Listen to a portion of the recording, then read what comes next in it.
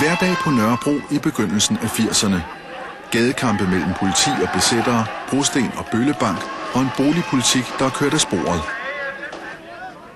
Besætternes sidste bastion hedder Allotria og ligger på Nørrebro i København.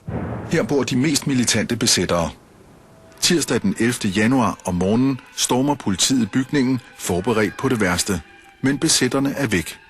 De havde gravet sig ud af huset, og politiet fik en lang næse. Men inden da har besætterne tid til at invitere et kamerahold og en skoleklasse indenfor, og de stiller de spørgsmål, som falder dem ind. Hvor får I penge fra os? Altså, der må ikke være... Er der mange, der går på arbejde? Eller hvor får I penge fra? Der er nogen, der går på arbejde, ikke? Så er der nogen, som får bistandshjælp.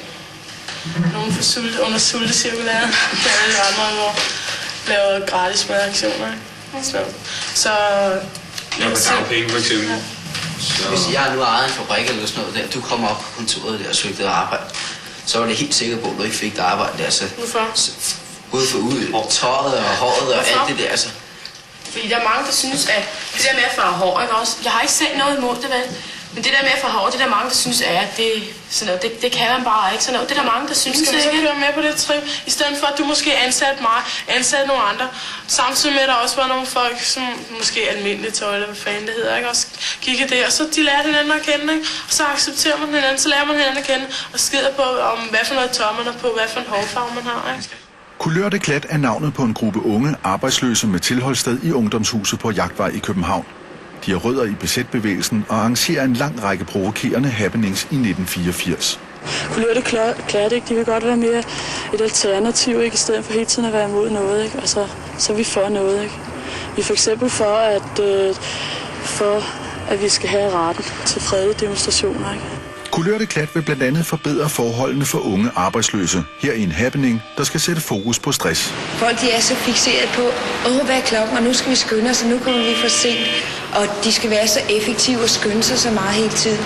Det vil vi godt tage lidt pis på og ligesom vise dem, der findes også andre måder at bevæge sig på. Nu var det ekstremt, ikke? Men det er meget skægt at gøre nogle ting ekstremt, fordi så får man også nogle reaktioner på det.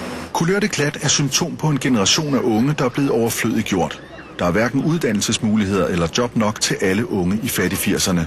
Fælles for klatterne er, at de åbent erkender, at de slet ikke er interesseret i at arbejde. Jeg kan ikke se nogen grund til at arbejde, hvis jeg ikke får noget ud af det selv, vel? Ja, det kan jeg gøre, hvad jeg har lyst til. Hvis jeg har lyst til at male den væg, så maler jeg væggen, og hvis jeg har lyst til at lave noget andet, så gør jeg det sgu bare. Der er ikke nogen, der kommer og siger, det må du sgu ikke. Der er ikke nogen, der kommer og sætter krav til mig.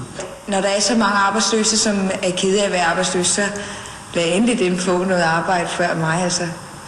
Du er helst fri. Ja, det er sådan, som det er nu i hvert fald.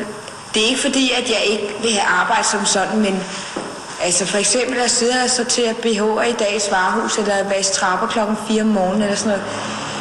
Det er ikke noget, som jeg føler, at det udvikler mig, eller gør mit liv rigere. Vel, hvis jeg kunne finde et job, som interesserer mig, så gad jeg også godt at lave det. Ikke?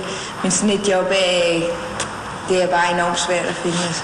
Jeg har hørt folk sige, at de synes, det er underligt, at I på den ene side ikke vil arbejde, og på den anden side protesterer over, at I får for lidt penge. Ja, i hvert fald den indstilling, at der er penge nok, ikke? Og der er så mange arbejdsløse, ikke? Så jeg kan ikke se, hvorfor at man skal blive ved med at holde arbejdsløse som sådan en anden klasses mennesker, ikke? Altså de skal, især unge arbejdsløse, ikke? De skal bare lige have så de lige akkurat kan sådan overleve, ikke? Altså jeg synes, det er en måde at undertrykke folk på, ikke? Kulør det Klat lader sig i hvert fald ikke undertrykke. I foråret 1984 organiserer de endnu en provokerende happening på Strøget i København.